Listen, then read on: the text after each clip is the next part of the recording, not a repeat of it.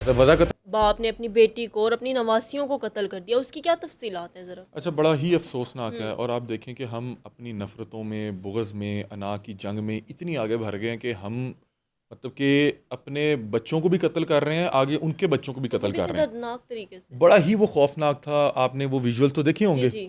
और वो शख्स मतलब कि जब मैंने उसको पहली बार देखा तो मुझे उस वक्त तक उस वाक़ये का इल्म नहीं था। तो मैंने कहा पता नहीं किसी बुज़ुर्ग को पुलिस वाले लेके जा रहे लेके हैं, जा रहे पता नहीं क्या इसने किया होगा। मतलब वज़ाक़त से देखें, उसने दाढ़ी भी रखी हुई है, दाढ़ी भी है। बिल्कुल एक शरीफुल नफ्स आदमी लग रहा है। बिल्कुल। लेकिन जब आप उसके करतूत सुनेंगे तो आपका दिल करेगा कि मैं इसको जूते मारूं, मैं इसको गालियां दूं। आपको लगेगा कि ये कोई शैतान है, ये कोई दरिंदा है। बिल्कुल। उसने किया क्या कि उसने अपनी 27 साला बेटी इरशाद बीबी को जो है उसकी गर्दन काट के मौत के घाट उतारा। और गर्दन काटने का मतलब ये नहीं कि अगर आपने सिर्फ उसका ज़िबा कर दिया, ज़िबा कर दिया। आपने उसकी गर्दन काट दी, दो मतलब कि उसके धर जी को जी। अलहदा कर दिया, जिस्म को अलहदा कर दिया, उसके सर को अलहदा कर दिया। आपने विजुअल्स देखे? बिल्कुल। यहाँ पे तो बहुत हम वो नहीं दर्दनाक दिखा थे। सकते कि उसकी बेटी की लाश एक तरफ पड़ी है और सर एक तरफ पड़ा है। ऐसा ही है। और ना सिर्फ उसको कत्ल किया बल्कि उसके 3 बच्चे, जिनमें सबसे कम उम्र बच्ची जो थी उसकी उम्र 2 माह थी। आप सोचें कि 2 माह की बच्ची का उसने सर अलहदा सर करके अलग। जिस्म से अलहदा रखा हुआ है। और बाकी वो 2 बच्चे थे, एक की उम्र 5 साल थी, एक की उम्र 3 साल थी, उनके साथ भी यही हरकत की। वजह क्या बताई जा रही वजह है। ये बताई जा रही है कि तकरीबन 6-7 साल पहले ये इन्होंने अपने जो है मामाजाद और ये जी चाचाजाद जो जी होते हैं, जी। इस तरह से वटे सटे पे जो है शादी वो कर शादी ली। की थी। इस मुकदमे का मुद्दई जो है वो इस खातून इरशाद बीबी का शौहर है, अच्छा। मोहम्मद बूटा।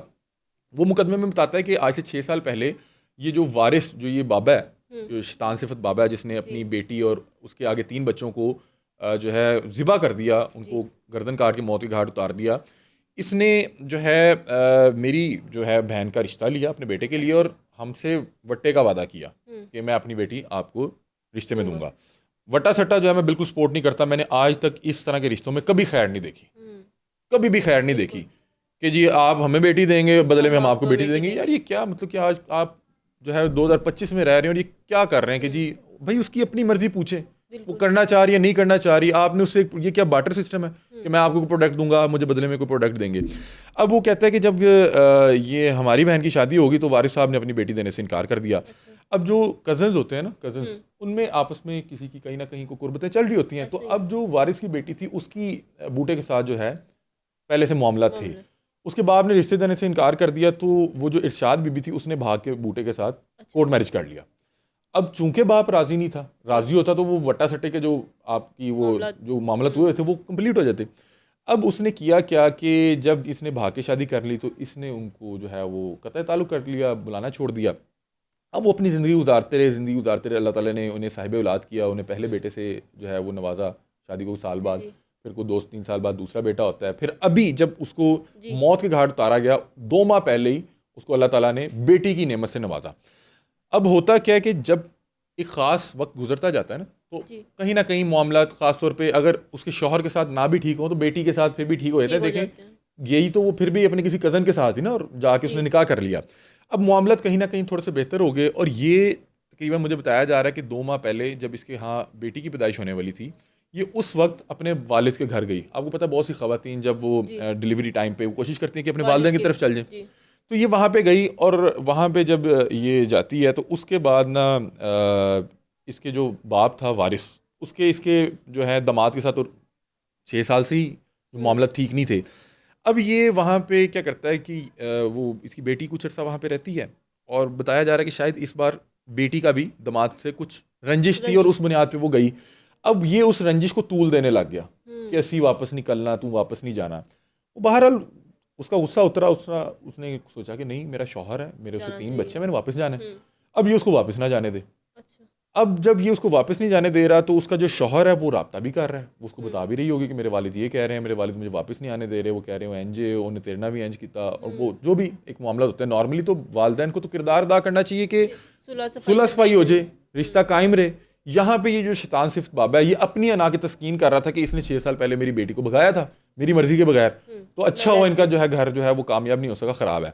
अब होता क्या है कि इस वकूए से पहले बता रहे हैं कि जो उसका शौहर मोहम्मद बूटा वो एक आध बार पहले उसको ले जाने की, अपने घर वापस लाने कोशिश की कर कोशिश चुके। करता है।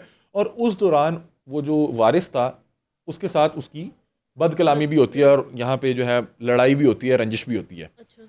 और घर में बेटी भी कह रही है मैंने वापस जाना है। अब वो जो वारिस था वो अपने अना की, अपने बोस की जंग, वो जो हसद में ऐसा जल रहा था कि वो उसने किया क्या, मुझे बता रहे हैं कि गालबन ये जुमे का रोज़ था। इसने क्या किया कि ये घर गया, इसने उन्हें फिर आखिरी बार पूछा कि तुमने वापस जो है मतलब कि मेरी बात माननी है या नहीं माननी, कि वापस जाना है। उसने कहा मैंने अपने शौहर के साथ वापस जाना है, वो मुझे लेने आ रहा है।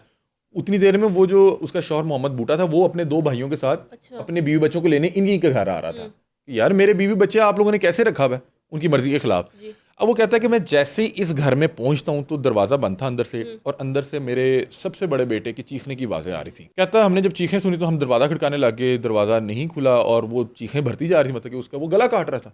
तो कहते हैं हमने दरवाज़ा तोड़ा। उसने कहा कि मैं मंजर देख रहा हूँ तो दूसरी तरफ देखा कि चारपाई पे मेरी बीवी की लाश पड़ी हुई है, जिसका जो चेहरा है, जो उसका सर है, वो लाश से अलहदा पड़ा हुआ है, खून ही खून है।